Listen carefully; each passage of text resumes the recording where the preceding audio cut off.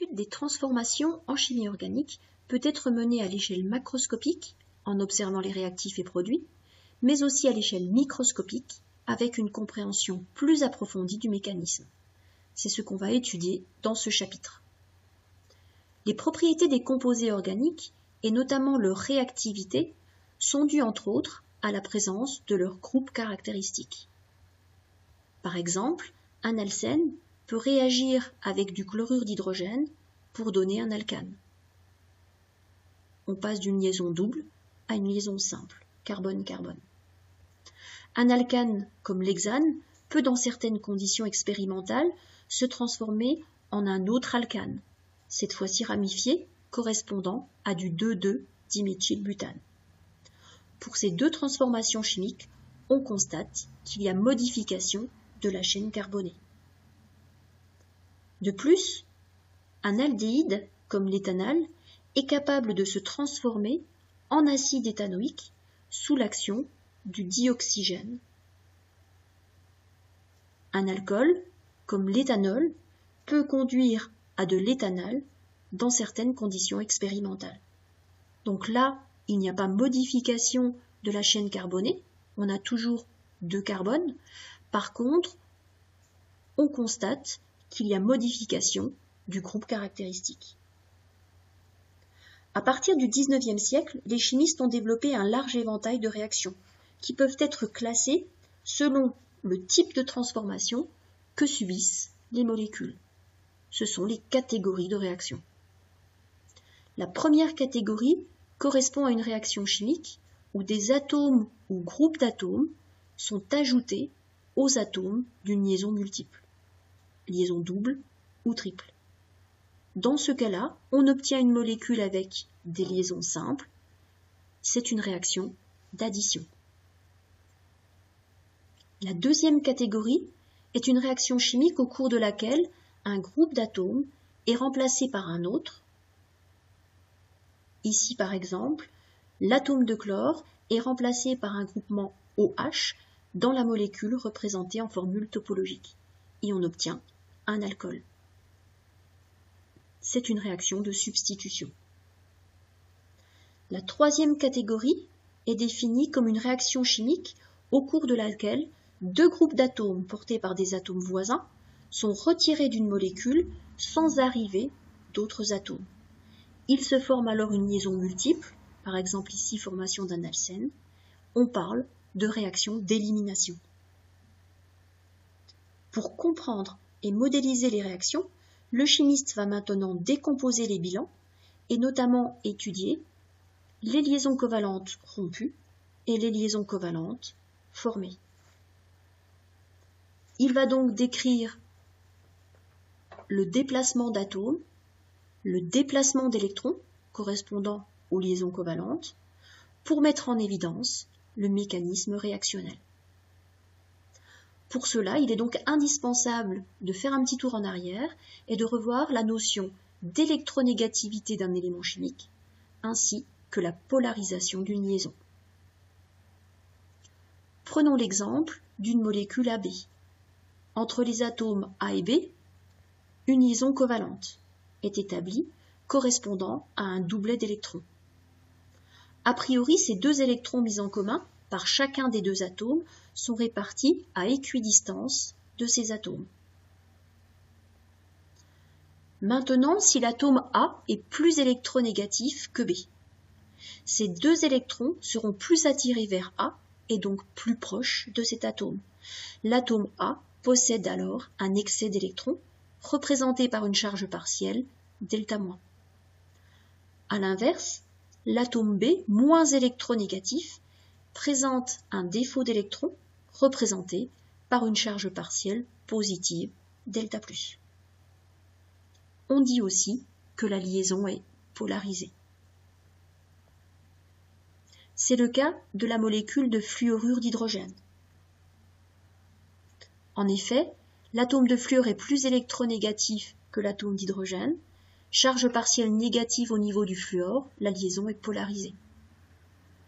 Au niveau de la molécule d'eau, différence d'électronégativité importante entre l'oxygène et l'hydrogène, les deux liaisons OH sont polarisées. Par contre, pour la molécule de méthane, la différence d'électronégativité entre les deux atomes carbone et hydrogène est faible. Il n'y aura aucune charge partielle au niveau des atomes. Les 4 liaisons ne sont pas polarisées. Grâce à cette notion d'électronégativité, nous allons pouvoir mettre en évidence la notion de site donneur d'électrons et plus précisément site donneur de doublé d'électrons. Alors il y a 3 possibilités. Cela peut être un atome présentant un excès d'électrons, c'est-à-dire une charge négative partielle delta- ou une charge négative entière.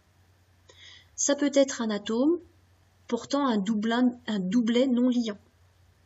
Et ça peut être encore une liaison multiple.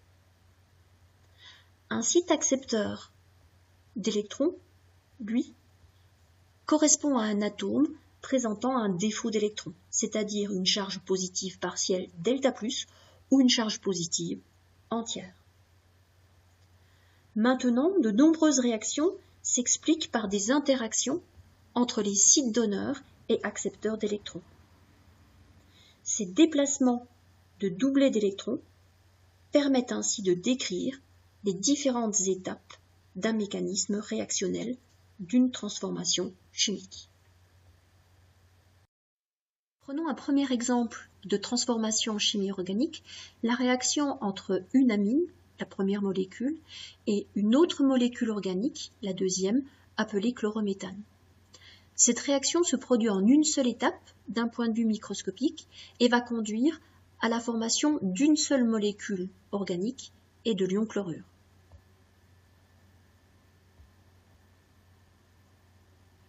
D'après la formule du produit formé, il va y avoir formation d'une liaison entre l'azote et le carbone. Il y a donc interaction entre l'atome d'azote de la première molécule et l'atome de carbone de la deuxième. Comment l'expliquer? L'atome d'azote possède un doublet d'électrons non liant. C'est donc un site donneur de doublets d'électrons. Dans le chlorométhane, le chlore est plus électronégatif que le carbone. Le carbone va donc porter une charge partielle delta+. C'est un site accepteur de doublets d'électrons. Le doublet non liant de l'atome d'azote va pouvoir être mis en commun avec l'atome de carbone. La flèche bleue, appelée flèche courbe, permet d'expliquer la nouvelle liaison entre l'azote et le carbone. Elle part du site donneur pour aller vers le site accepteur d'électrons. Elle représente le mouvement du doublet d'électrons. Il y aura donc formation d'une nouvelle liaison carbone-azote. La liaison bleue sur la molécule produite. L'atome de carbone doit respecter cependant la règle de l'octet. Le carbone doit établir 4 liaisons covalentes, pas plus, pas moins. Il va donc y avoir aussi rupture de liaison entre le carbone et le chlore, matérialisée par la flèche rouge. Le doublet liant va devenir doublet non liant pour l'atome de chlore, d'où l'obtention de l'ion chlorure Cl-. Autre exemple, étudions maintenant le mécanisme de la réaction d'addition de l'ion hydroxyde HO- sur l'ester. On doit déjà prendre en compte la structure de l'ion hydroxyde HO-.